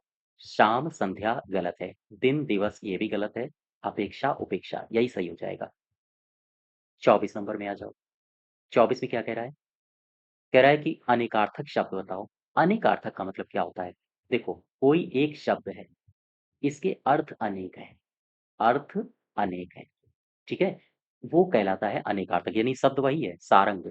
इसके सारंग के अर्थ बहुत सारे होंगे। जैसे सारंग के वाकई में बहुत सारे अर्थ होते हैं। जैसे मैंने लिखा सारंग, और इसके अर्थ क्या लगाओगे? जैसे कोयल, इसको कहा जाता है ना। सिंह, शेर, सूर्य भी कहा जाता है, सूर्य भी अर्थ इसका लगाया जाता है। या फिर मोर, चातक नाम सुना होगा आपने, बाज, धनुष, या फिर शंख। इसके अलावा कोई संगीत राग हो गया, संगीत राग, और साथ साथ घोड़ा। और सारंग का अर्थ हाथी से भी लगाया जाता है, हाथी एलिफेंट। एक मृग से भी लगाया जाता है, मृग से। साथ ही साथ बादल से भी लगाया जाता है। यही नहीं, कामदेव से भी लगाया जाता है इसका अर्थ। और सारंग चंद्रमा से भी इसका अर्थ लगाया जाता है। और इसके अलावा सोना से भी अर्थ लगाया जाता है, भौरा से भी अर्थ, बहुत सारे अर्थ होते हैं इसका। इसके समुद्र से भी लगाया जाता है, जैसे सांप से भी लगाया जाता है, बहुत सारे होते हैं। तो वापस आ जाओ, इसका हो जाएगा मोर, सर्प, एक राग। ए पार्ट सही हो जाएगा। अब 25 में आ जाओ। 25 में क्या कह रहा है? निम्नलिखित में से सही कथन को पहचानिए। आका, तोप, तुर्की भाषा के शब्द हैं। आका और तोप ये तुर्की भाषा के शब्द हैं। अदा, आगे लिखा है हाकिम, हमला, हवालात, ये अरबी भाषा के शब्द हैं। अफसोस, कबूतर, किशमिश, चश्मा फारसी भाषा के शब्द हैं। अपील, दिसंबर, जेल, लाश, लाश गलत हो जाएगा, ये अंग्रेजी का नहीं है, ये गलत है ना। तो अब यहाँ पर कुछ शब्द मैं लिख रहा हूँ, इनको ध्यान देना। जैसे अगर मैं आपसे पूछूं कि मुझे कुछ फारसी भाषा के शब्द बताओ जो आप लोग आमतौर पर प्रयोग किया करते हो हिंदी में। जैसे मैंने लिखा, मुझे बहुत अफसोस हो रहा है, मुझे बहुत ज्यादा अफसोस हो रहा है, तो ये फारसी भाषा है, ये फारसी शब्द है। ठीक, उसकी आबरू, आमतौर पर मूवीज में देखते होगे, शक्ति कपूर का रोल, है ना। आबरू के साथ खेल गया, तो आबरू। जैसे आपके दोस्त की शादी है और आप आतिशबाजी खरीदने चले गए और पटाखे छुड़ा दिए, तो आतिशबाजी ये भी शब्द फारसी है। जैसे मुझे आराम करना है, या फिर आपकी आमदनी कितनी है बताइए, आपका जनाब पेशा कैसा है, या फिर गुलाब दे दो जाके फलाने को, है ना, गुलाब। या फिर दो खुराक बोली थी डॉक्टर ने, खाई काहे नहीं, खुराक। तो ये जितने भी शब्द हैं ये सारे के सारे फारसी शब्द हैं। अब आ जाओ, दो तीन शब्द और लिख लो, वो अरबी, आमतौर पर जो आप इस्तेमाल करते हो, अरबी शब्द कौन कौन से? जैसे अदा, क्या शानदार अदा है, हाकिम साहब को दिखा लो जाके, है ना, हाकिम साहब बैठे हैं वहां। जैसे मेरे ऊपर हमला मत करो नहीं तो बहुत पछताओगे, उठा के इसको हवालात में डालो, हवालात हो गया। तो इस तरह के शब्द ये सारे के सारे अरबी हैं। अच्छा, कुर्सी में बैठे हो, मजा आ रही होगी, कब्र खोदो और फलाने को गाड़ दो। इसके अलावा इमारत, इस्तीफा, दे दो भैया इस्तीफा, अभी नौकरी लगी नहीं कहाँ से दें इस्तीफा, है ना। इस्तीफा शब्द ये अरबी का है। जैसे इलाज करवाए हो, इलाज शब्द ये अरबी का है। अब मैं कुछ शब्द लिख रहा हूँ, जैसे मैंने लिखा आका, मैं तुम्हारा आका हूँ। नहीं वो अ, कौन-सा एक एपिसोड आता था, जिसमें जिन्न निकलता था, जो हुक्म मेरे आका बताइए क्या कर दूँ? इस तरह के शब्द, जैसे कैंची, जैसे मैंने लिखा तोप या फिर तलाश। किसकी तलाश कर रहे हो आप? बहुत दिनों से नौकरी नहीं लग रही है, नौकरी की तलाश है, या फिर बड़ा लफंगा है रे। इसके अलावा यार वहाँ लाश पड़ी है, जैसे कोई सुराग मिला, आज चलो तुम्हें सौगात देते हैं। ये शब्द, ये तुर्की भाषा के शब्द हैं, ठीक है? तुर्की शब्द हैं। तो ये कुछ शब्द हैं जो आप तैयार रखो, ठीक है? पूछे जाते हैं आपसे। और अभी जनवरी में ही एक परीक्षा हुई थी, जूनियर असिस्टेंट की हुई थी शायद वो। उसमें भी पूछे गए थे सवाल कि कौन-सा फ़ारसी है, कौन-सा तुर्की है, इस प्रकार से सवाल पूछे जाते रहते हैं। क्वेश्चन नंबर 26 में आ जाओ। निम्नलिखित में से कृत प्रत्यय और तद्धित प्रत्यय के मध्य प्रमुख अंतर बताइए। तो सबसे पहले तद्धित प्रत्यय और कृत प्रत्यय को समझ लो। समझ का मतलब एक मैं छोटी-छोटी डेफिनिशन ही दे रहा हूँ, क्योंकि अब बहुत ज़्यादा ब्रॉड में मैं आपको नहीं बता पाऊँगा, समय भी कम है और रीज़निंग, मैथ वगैरह सब कुछ प्रैक्टिस करवानी है अपनी। एक कुछ स्टेटमेंट्स हैं जो की पॉइंट्स हैं, वो तैयार रखना। स्टेटमेंट में आपसे पूछे जा सकते हैं। जैसे मैंने एक शब्द लिखा, तद्धित प्रत्यय, ठीक है? ये तद्धित प्रत्यय लिखा। तद्धित प्रत्यय कहते किसे हैं? गौर करना। ऐसे प्रत्यय जो संज्ञा, सर्वनाम, साथ ही साथ विशेषण, संज्ञा, सर्वनाम, विशेषण के अंत में लगते हैं। अंत में लगने वाले प्रत्यय, ठीक? अब आ जाओ, मैं ले लेता हूँ कृत प्रत्यय को। इसकी क्या विशेषता है? इसकी सीधी-सी विशेषता है, ये प्रत्यय क्रिया या फिर धातु के अंत में लगते हैं। धातु के अंत में लगते हैं, ठीक? तो अब ज़रा स्टेटमेंट में पढ़ो आगे। कृत प्रत्यय क्रिया के अंत में लगते हैं। हाँ, ठीक है। जबकि तद्धित प्रत्यय केवल संज्ञा के अंत में लगते हैं। केवल संज्ञा नहीं, गलत हो जाएगा। ये संज्ञा, सर्वनाम और विशेषण के अंत में लगते हैं। ए पार्ट गलत है। कृत प्रत्यय संज्ञा और सर्वनाम नहीं। कृत प्रत्यय क्रिया या धातु के अंत में लगता है, गलत है। कृत प्रत्यय, तद्धित प्रत्यय दोनों ही क्रिया के अंत में लगते हैं, गलत है। कृत प्रत्यय क्रिया के अंत में लगता है, जबकि तद्धित प्रत्यय संज्ञा, सर्वनाम, विशेषण के अंत में लगता है। 27 में आ जाओ। क्या कह रहा है? विधानार्थक वाक्य का उदाहरण बताओ। विधानार्थक वाक्य क्या होते हैं? ऐसे वाक्य होते हैं जो किसी काम के होने का बोध कराएँ।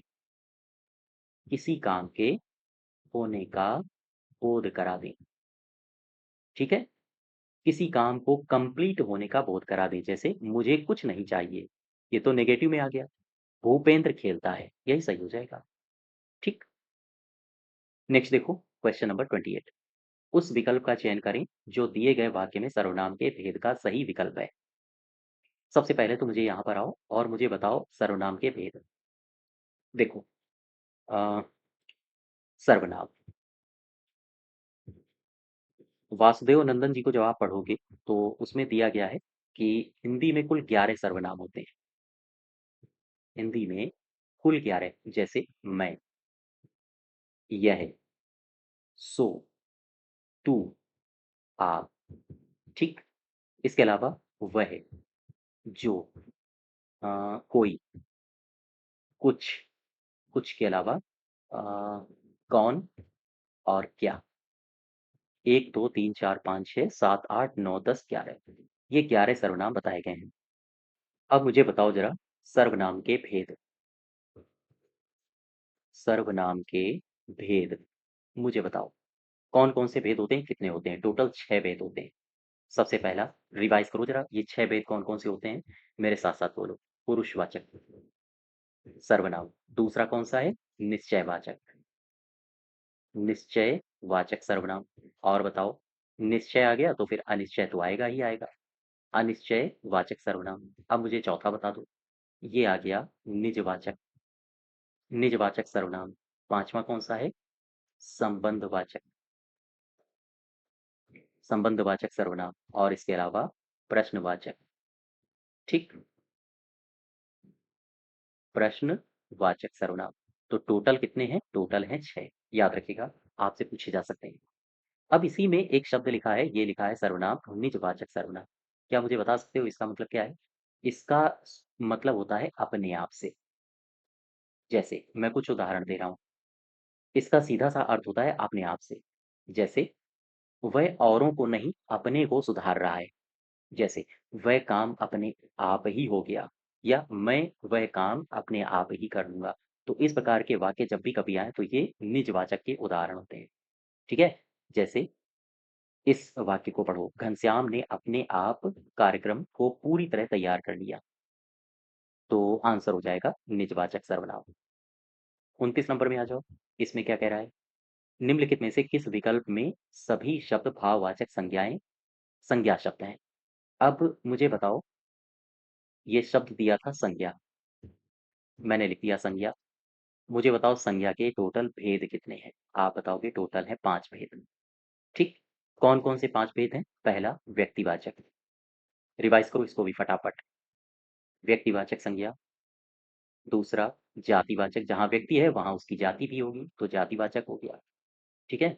ये मैं याद करने के लिए बोल रहा हूँ, इसका मतलब ये मत समझ लेना व्यक्ति की जाति ही जातिवाचक संज्ञा की परिभाषा है, ऐसा कुछ नहीं है। ठीक है? जैसे द्रव्यवाचक, द्रव्यवाचक संज्ञा। चौथा कौन-सा होगा? ये होगा समूहवाचक, समूहवाचक। और 5वां कौन-सा होगा? ये हो जाएगा भाववाचक, भाववाचक संज्ञा। अब मैंने ये शब्द लिखा भाववाचक, इसका मतलब क्या होता है? इसका मतलब होता है कि भाव को दिखाएगा, आपके भाव को। आपका भाव क्या होता है? जैसे क्रोध, या फिर भाववाचक जो शब्द होते हैं जैसे लोभ, ठीक है? जैसे मोह या फिर आनंद, इस प्रकार के शब्द, वो सारे के सारे भाववाचक शब्द में आ जाते हैं। जैसे रसीला, कड़वाहट, बुढ़ापा, उन्नति, ए पार्ट सही हो जाएगा। 30 में आ जाओ, 30 में क्या कह रहा है? इसमें कह रहा है कि ये एक तरफ ये दिए हैं समास, और दूसरी तरफ समास के प्रकार दिए हैं, और दूसरी तरफ ये दिए हैं शब्द। तो अब इनको मैच कराना है आपको। सबसे पहले उठा लेते हैं इसको, तत्पुरुष समास को। तत्पुरुष समास की एक विशेषता होती है, कौन-सी विशेषता?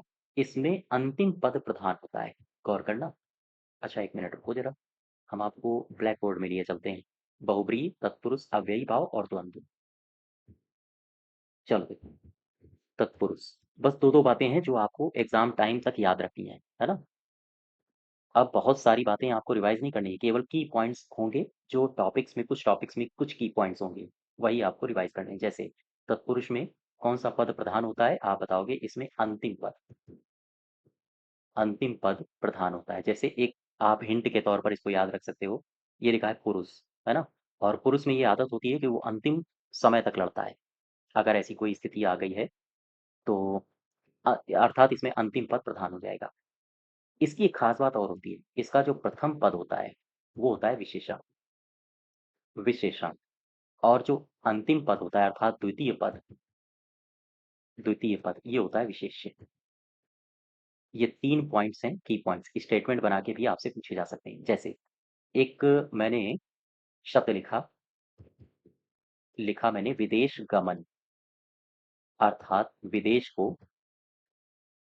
को गमन। ये जो विदेश गमन इसमें होगा, अ इसमें कौन-सा समास होगा? होगा तत्पुरुष, लेकिन तत्पुरुष में भी कौन-सा होगा? ये होगा कर्म तत्पुरुष, कर्म तत्पुरुष। वापस आ जाओ, तो विदेश गमन का तत्पुरुष से मिला दो, ए का हो जाएगा दूसरा, ए का हो जाएगा दूसरा, यहाँ भी दूसरा है ना? अब अच्छा और देखो, बहुब्रीहि, ये लिखा है बहुब्रीहि, बहुब्रीहि का मतलब होता है समास में जो 2 पद आते हैं, वो दोनों ही इसमें प्रधान नहीं होते हैं, अर्थात इसमें किसी अन्य शब्द की प्रधानता होती है।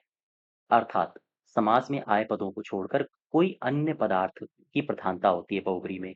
जैसे मैंने एग्ज़ाम्पल दिया गिरिधर की, गिरिधर। गिरिधर का मतलब क्या होता है? गिरि मतलब होता है पर्वत, और धर का मतलब गिरिधर, धर का मतलब धारण करना, अर्थात पर्वत को धारण करने वाला। पर्वत को जो धारण कर ले, कौन है? ये भगवान श्री कृष्ण, ठीक? भगवान कृष्ण। तो गिरधर का हो जाएगा बहुब्रीहि, यानी बी का हो जाएगा पहला। तो बी पार्ट इसका सही हो जाएगा। अच्छा, अव्ययी भाव में क्या स्थिति होती है? अव्ययी भाव में पूर्व पद की प्रधानता होती है। इसमें पूर्व पद प्रधान होता है। जैसे यथाशीघ्र, जैसे यथारुचि, यथासंभव, यथाविधि, बहुत सारे आपने शब्द सुने होंगे। अब ये है द्वंद्व। द्वंद्व में दो पद होते हैं और दोनों पद प्रधान होते हैं। ठीक है? जैसे देश विदेश, या फिर माँ बाप, दूध रोटी, और भी कई सारे हैं, जैसे लोटा डोरी। तो इसके एग्जाम्पल्स भी आपने पढ़े होंगे। बी पार्ट सही हो जाएगा। अब यहाँ से आपकी रीजनिंग शुरू है। सबसे पहला क्वेश्चन देखो, कह रहा है यदि P प्लस क्यू का अभिप्राय है P क्यू के क्यू का पिता है, और P इंटू क्यू का अभिप्राय है P क्यू का भाई है, P माइनस क्यू का अभिप्राय है P क्यू की माता है, तो C माइनस ए प्लस बी निम्नलिखित में से कौन सा कथन निश्चित रूप से सही है। अब इस तरह के सवाल को करने के लिए रीजनिंग आप कैसे करते हो वो आपने पढ़ रखा होगा, लेकिन मैं आपको इसका सोल्यूशन बता देता हूँ। देखो, P प्लस क्यू का आशय है P क्यू का पिता है। गौर करना, P क्यू का पिता है, अर्थात ये लिखा है P और ये लिखा है Q। पिता कौन है? ये पिता है, तो P प्लस क्यू हो जाएगा। ठीक, अर्थात यहाँ पर जनरेशन गैप है, तो P पिता है किसका? Q का। ये पहला इक्वेशन हो गया। जब भी कभी जनरेशन गैप होता है तो हम अ, ऊपर नीचे लिखते हैं। जैसे मान लो A ये पिता है B का, तो A के बाद जनरेशन B की आएगी। ठीक, अब जैसे मैंने लिखा A और B दोनों भाई भाई हैं, तो A भाई है B का, ये दोनों सेम जनरेशन के हैं। हम इस प्रकार से लिखते हैं। तो कुछ इस प्रकार से आपने भी पढ़ाई करी होगी, अगर आपने रीजनिंग वगैरह पढ़ी है तो। अब देखो, P इंटू क्यू का अभिप्राय क्या है? P Q का भाई है। गौर करें, P इंटू क्यू अर्थात P क्यू का भाई है। तो अब यहाँ पर जनरेशन गैप तो है नहीं, तो हम सीधे सीधे लिख देंगे P क्यू, ये सेम जनरेशन के हो गए, और भाई है तो ये प्लस हो गया। अर्थात प्लस और माइनस मैं इसलिए लिख रहा हूँ क्योंकि प्लस डिनोट करता है मेल को, ये जेंडर आइडेंटिटी है। कुछ ऐसे हम लिख लेते हैं सवाल करने के लिए। ठीक है, अब बार बार हम मेल लिखेंगे, पुरुष लिखेंगे, महिला लिखेंगे, तो शब्द बार बार लिखने में टाइम जाता है, और एग्जाम हॉल में हमें टाइम बचाना है। अब माइनस, ये हो जाएगा फीमेल का आइडेंटिटी, फीमेल का चिन्ह। ठीक है, अब आगे बढ़, पी कामा क्यू, आगे है पी माइनस क्यू का अभिप्राय है पी क्यू की माता है, तो पी माँ है क्यू की, अर्थात पी, अब क्यू में जनरेशन गैप हो जाएगा, तो पी और क्यू ऐसे। अब यहाँ पर आओ, सी माइनस ए प्लस बी, ये लिखा है सी माइनस ए प्लस बी। गौर करना, सी माइनस ए, यहाँ पर है माइनस, अर्थात सी क्यू की माता है, तो सी माता है क्यू की, ये आ गया, क्यू यहाँ पर आ गया। अब आगे क्या कह रहा है? ए प्लस बी। अब यहाँ पर तुरंत आ जाओ, ए प्लस बी में क्या था? ए प्लस बी में था पी, यानी ए क्यू का पिता है, ए बी का पिता है। तो अब जस्ट वेट, यहाँ हो जाएगा, ये क्यू नहीं होगा, यहाँ होगा ए, यानी ए बी का पिता है, तो ए बी का पिता है। ठीक, अब यहाँ पर हो जाएगा प्लस। अब आगे कह रहा है कौन सा कथन निश्चित रूप से सही है, तो सी बी की माता है। नहीं, सी बी की माता कैसे हो गई? ये तो डबल जनरेशन गैप हो गया, तो ये इसकी दादी हो जाएगी, ये गलत है। बी ए का पिता है, बी ए का पिता कैसे हो जाएगा? ये तो इसका पुत्र है, ये भी गलत है। ए सी का पुत्र है, ए सी का पुत्र है, हाँ ये सही है। आगे कह रहा है बी सी का पुत्र है, बी सी का पुत्र नहीं है, ये भी गलत हो जाएगा। ये तो हाँ, दादी हो जाएंगी, तो सी पार्ट इसका सही हो जाएगा। ठीक है, यहाँ तक ए सी का पुत्र है। तो कुछ इस प्रकार से आपने रीजनिंग हल करी होगी।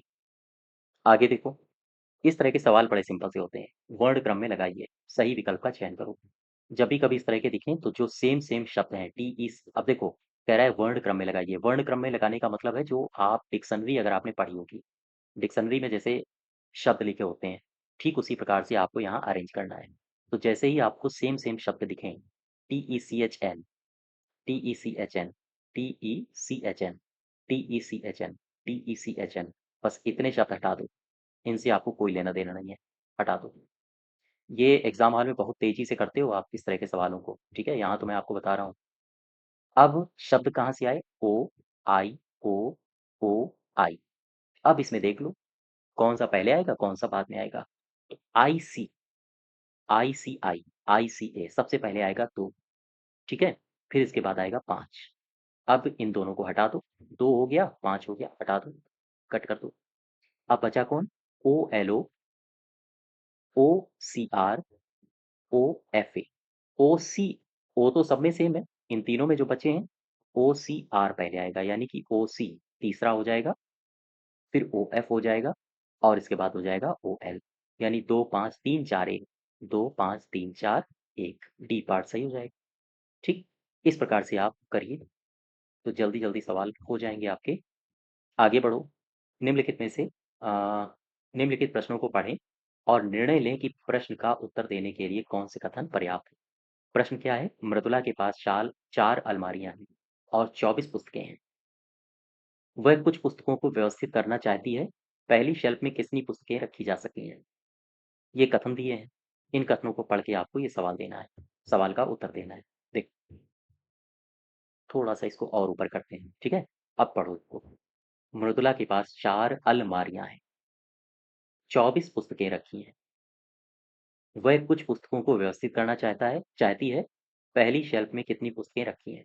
ये पहली शेल्फ है, ये दूसरी शेल्फ है, ये तीसरी है, ये चौथी अलमारी है। अब देखो, जैसे जैसे सवाल कहता जाए वैसे वैसे जल्दी जल्दी करते जाओ। सबसे पहला स्टेटमेंट पढ़ो। शेल्फ एक में शेल्फ दो की अपेक्षा दोगुनी पुस्तकें रखी हैं। अब यहाँ अनुपात में सवाल है, दो गुनी। अब आप डायरेक्ट एक और दो नहीं लिख सकते हो, यहाँ पर शेल्फ एक में दो की अपेक्षा दो गुनी है, ठीक है? एक में दो की अपेक्षा, यानी यहाँ अगर x है तो यहाँ 2x हो जाएंगी। आगे बढ़ो। शेल्फ 4 में 12 पुस्तकें हैं, तो यहाँ पर टोटल 12 हो गए। आगे बढ़ो। शेल्फ 3 में 6 पुस्तकें रखी जा सकती हैं, यहाँ पर 6 है, और टोटल कितनी है? 24। अब यहाँ पर टोटल कितनी हो गई? जोड़ लो सबको। 2 1 3x प्लस 12 6 18 बराबर टोटल है 24। ठीक, अब 3x बराबर, यहाँ पर घटाओ, 6 बचेगा, x बराबर 2। आपसे पूछा गया है पहली शेल्फ में कितनी पुस्तकें हैं, तो पहली शेल्फ में कितनी हो गई? 2x, x का मान 2 है, यानी कि 2 दूना 4। तो अब मुझे बताओ, सवाल कह रहा है कि कितने कथन पर्याप्त थे इस तक पहुंचने के लिए, इसका उत्तर निकालने के लिए, 4 उत्तर निकालने के लिए। तीनों कथन पर्याप्त हैं, तीनों, 1 2 3 एक साथ पर्याप्त होंगे, तभी आप इसका उत्तर निकाल सकते हो। ठीक, नेक्स्ट देखो। 34, ये सिंपल सा सवाल है। इसमें कह रहा है कि ये आकृतियां दी हैं और बताइए कि प्रश्नवाचक चिन्ह की जगह क्या आएगा। यहाँ पर है प्रश्नवाचक चिन्ह। पहले त्रिभुज था, फिर त्रिभुज के तीनों कोनों को मिला के एक एक लाइन खींची गई है, तीनों कोनों से। अब ये है चतुर्भुज, तो चतुर्भुज में तीनों कोन, चारों कोनों से एक एक लाइन खींच दो, अर्थात ये आंसर हो जाएगा। जस्ट वेट 1 मिनट, ये आंसर हो जाएगा, डी पार्ट। ठीक है, नेक्स्ट देखो। 35, इसमें आपको एक सीरीज दी गई है। इस सीरीज में पहचानना है कि आगे क्या आएगा। देखो, ये लिखा है 165, 195, 255, 285 और 345। अब जरा सिंपल सा एक लॉजिक लगाओ, इनके इनके बीच में अंतर मुझे बताओ। ये है, कितना पढ़ रहा है? पढ़ रहा है 30। अब इनके इनके बीच में मुझे अंतर बताओ, कितना बढ़ गया? ये बढ़ गया 40, ओ सॉरी 60 बढ़ेगा, है ना? अब जब आप इसमें 60 जोड़ोगे तभी तो 255 होगा। 0 हो जाएगा, 9 6 15 हो जाएगा, तो एक एक एक तो हो जाएगा। अब इनको इनको जोड़ दो, कितना बढ़ गया? प्लस का 30, फिर से बढ़ गया। ठीक, इसको इसको जोड़ो, कितना बढ़ गया? 0 ये हो गया, और यहाँ पर हो गया 8, 8 8 16, नहीं 8 6 14, 60, 60, फिर से 60 हो गया। अब यहाँ पर जब आप आओगे आगे, तो फिर से 30 होगा, अर्थात 30 जोड़ दो इसमें। ये हो जाएगा 5 4 3 7, और ये हो जाएगा 3, 375। यही सही उत्तर होगा। ठीक, ये सिंपल सी सीरीज थी, इसमें कुछ ज़्यादा दिमाग नहीं लगाना था। अब आगे बढ़ो। कह रहा है 5 लड़कों ने एक प्रतिस्पर्धा में भागीदारी की। 5 बच्चे हैं जिन्होंने एक प्रतिस्पर्धा में भागीदारी की है। रोहित का स्थान संजय से निम्न था। देखो, 5 बच्चे हैं, कह रहा है रोहित का स्थान संजय से निम्न है, अर्थात संजय ऊपर है, रोहित नीचे है। जैसा जैसा कहता जाए वैसा वैसा करते जाओ। विकास का स्थान दिनेश से ऊपर है, अर्थात विकास दिनेश से ऊपर है। ठीक, लिख दिया। कमल का स्थान रोहित और विकास के बीच में है। कमल का स्थान रोहित और विकास के बीच में है। अब अगर रोहित ये है तो यहाँ पर होगा कमल और फिर होगा विकास और इसके बाद यहाँ पर डी आ जाएगा। देखो, फिर से मैं एक बार इसको आपको बताता हूँ। कह रहा है 5 लड़के हैं, ठीक है? जैसा जैसा कहता जाए इस तरह के सवालों में वैसा आप इक्वेशन बनाते जाओ। रोहित का स्थान संजय से नीचे है। रोहित ये है तो संजय उसके नीचे आ जाएगा। एक मिनट उल्टा लिख दिया। रोहित नीचे है, संजय ऊपर है, अर्थात संजय उसके बाद है रोहित। विकास का स्थान दिनेश से ऊपर है, तो विकास दिनेश से ऊपर है, ऊपर हो जाएगा। ये दो अलग अलग इक्वेशन, ठीक है? ये पहली कंडीशन, ये दूसरी कंडीशन। आगे बढ़ो। कमल का जो स्थान है वो रोहित और विकास के बीच में है। देखो, अब ये जो दोनों हैं, इन दोनों को हम यहाँ पर तुला नहीं सकते हैं, क्योंकि रोहित और विकास, ये रोहित है और ये विकास है। इनके बीच में कमल आएगा, तो यहाँ कमल को रख दो, यहाँ विकास आ जाएगा, यहाँ दिनेश आ जाएगा। 1 2 3 4 पांचों बच्चे हो गए। ये है संजय, ये है रोहित, आर रोहित। ये है के फॉर, क्या नाम है, कमल। ये है वी फॉर विकास और ये है टी फॉर दिनेश। ठीक है? अब आपसे कह रहा है कि इसका स्थान सबसे ऊंचा है, आंसर हो जाएगा संजय का, संजय। और आगे बढ़ो। ये भी सवाल सिंपल सा था। जैसे जिस प्रकार से माँ बच्चे का संबंध होता है, मेमना भेड़ का संबंध होता है। अब यहाँ पर आओ। ये सवाल आपको दिया है 6 फिर 35 हुआ, अब 11 के आगे क्या होगा? 6 का स्क्वायर क्या होता है? 36। 36 में एक कम हुआ, यानी 6 का स्क्वायर -1 बराबर 35। इसी प्रकार से 11 का स्क्वायर -1 बराबर 121 -1 बराबर 120 हो जाएगा। ठीक, 39 में आ जाओ। 39 में क्या कह रहा है? ये सवाल अच्छा है। 5 मित्र हैं A B C D E, एक बेंच पर बैठे हैं। ए बी के पास बैठा है। गौर करना। देखो, ए बी के पास बैठा है, तो ए या तो बी के दाएं होगा। जैसे मान लीजिए ये कोई व्यक्ति है, जैसे आप बैठे हो, ठीक उसी प्रकार से आप लोकेशन लेते हो बच्चों की, जो भी आपके इर्द गिर्द बैठता है। आपका ये अगर दायां है तो इधर दाहिने बैठेगा कोई, ये अगर आपका बायां है तो इधर कोई बाएं बैठेगा। ठीक उसी प्रकार से अब इस सवाल को समझो। ए बी के पास बैठा है, तो ए बी या तो ऐसे बैठ सकते हैं, या फिर बी ए ऐसे बैठ सकते हैं। ठीक है? या तो बी इधर हो सकता है लेफ्ट, या फिर ए हो सकता है राइट में। ये दो कंडीशंस हो सकती हैं। आगे सी डी के पास बैठा है, सी डी के पास बैठा है। गौर करना। या फिर डी सी ऐसे बैठ सकते हैं। आगे डी ई के साथ नहीं बैठा है, डी ई के साथ नहीं बैठा है। आगे क्या कह रहा है? ई बेंच के बाएं किनारे पर बैठा है। अब एक बात समझो। एक तो ई बेंच के बाएं किनारे पर बैठा है, तो ये इधर की तरफ होगा बायां किनारा। ठीक, यहाँ पर होगा बायां किनारा। तो अब जरा यहाँ बैठा दो ई को, या तो ई यहाँ हो सकता है या ई यहाँ हो सकता है। ई बेंच के बाएं किनारे पर बैठा है, सी दाएं से दूसरे स्थान पर है। अब ये होगा दायां स्थान, ये पोजीशन है दायां, तो सी दाएं से दूसरा है, अर्थात यहाँ पर हो जाएगा सी। अगर ये कंडीशन होगी तो यहाँ पर सी हो जाएगा। आगे क्या कह रहा है? ए बी की दाहिनी तरफ, ए बी की दाहिनी तरफ है, बी के दाहिनी तरफ है ए, ये तो गलत हो गया। ए तो बाईं तरफ है यहाँ पे, ये कंडीशन गलत हो गई, ये कंडीशन सही है। आगे बढ़ो। ए बी की दाहिनी तरफ और ई के भी दाहिनी तरफ है, ई के भी दाहिनी तरफ है, हाँ ये सही है। ई का भी ये दायां होगा, बी का भी ये दायां होगा और ए दोनों के दाएं है। ठीक, अब आगे देखो। कह रहा है सी डी के साथ बैठा है, इस लाइन को उठा लो, सी डी के पास बैठा है तो यहाँ डी को बैठा दो। ठीक, यहाँ तक क्लियर हो गया? अब ये सारे के सारे स्टेटमेंट हटा दो, क्योंकि अब आपके पास केवल और केवल एक ही स्टेटमेंट रहना चाहिए जो सही है। 5 मित्र हैं A B C D E, और ये पोजीशन है इनके बैठने की। अब सवाल पढ़ लो क्या पूछ रहा है। ए व सी साथ में बैठे हैं, हाँ ठीक है। ए कहाँ बैठा है? ए बैठा है बी और सी के बीच में, बी और सी के बीच में। ठीक, इस प्रकार से आपको हल करना है, और वो भी जल्दी से जल्दी, क्योंकि आप तो वहाँ अकेले होंगे ना। यहाँ तो मैं आपको समझा रहा हूँ, जल्दी-जल्दी पढ़ा और जल्दी-जल्दी अपने इक्वेशंस बनाए और सॉल्व करके क्वेश्चन ठोक के ऑप्शन ठोक के आगे बढ़ गए। ठीक, चलिए 40 में आ जाओ। यदि भाग का अर्थ गुणा है, गुणा का अर्थ है प्लस, प्लस का अर्थ है माइनस, माइनस का अर्थ है डिवाइड, तो ये मान दिया गया है। बताओ भाई इसका अर्थ क्या होगा? इसमें सिंपल सा सवाल, इसको सिंपल से तरीके से हल करते हैं। बस जो कह रहा है वो करते जाओ। जैसे मैंने लिखा 16, 3, 5, 2 और 4, ये लिख लिया। अब ये लिखा है गुणा, गुणा के स्थान पर यानी मल्टीप्लाई, मल्टीप्लाई के स्थान पर क्या होना चाहिए? प्लस, तो प्लस लगा दिया। अब यहाँ मल्टीप्लाई नहीं होगा, ये लिखा है प्लस, और आपसे कह रहा है प्लस का अर्थ होता है माइनस, तो यहाँ माइनस लगा दो। माइनस लिखा है यहाँ, 5 माइनस, तो माइनस का अर्थ क्या है? माइनस का अर्थ है भाग, तो यहाँ भाग लगा दो। फिर लिखा है भाग, डिवाइड, डिवाइड का अर्थ क्या है? गुणा, अब यहाँ गुणा लगा दो और निकाल लो आंसर।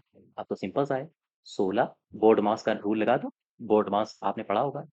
16 + 3 - 5 बटे 2 इंटू 4, 4 2 5 2 10, 16 3 19, 19 - 10 बराबर 9, है ना? सी पार्ट सही हो जाएगा, सिंपल सा। चलिए अब आ जाओ 41 में। इसमें क्या कह रहा है? नीचे कुछ कथन दिए गए हैं और उनके निष्कर्ष दिए गए हैं। पता करो कि कौन से कथन निष्कर्ष तर्कसंगत रूप से सही है। कथन क्या है? कुछ इंजीनियर दार्शनिक है और कुछ लेखक हैं। कुछ इंजीनियर दार्शनिक हैं, गौर करना। ये आपको वेन डायग्राम आप किस प्रकार से करते हो? मैं तो देखो वेन डायग्राम से ही करता हूँ, और आप कैसे करते हो आप जानिए। ठीक, ये हो गया कुछ इंजीनियर दार्शनिक हैं, ये है इंजीनियर, और कुछ इंजीनियर हैं दार्शनिक, तो यहाँ हो गए दार्शनिक। और कुछ लेखक हैं। ठीक, तो ये कह रहा है कि कुछ दार्शनिक हैं, तो इसी में थोड़ा सा पार्ट आप कुछ लेखक हैं, सॉरी, तो इसी में थोड़ा सा पार्ट आप लेखकों का बना लो, ये मान लीजिए लेखक हो गए। अब क्या कह रहा है आगे?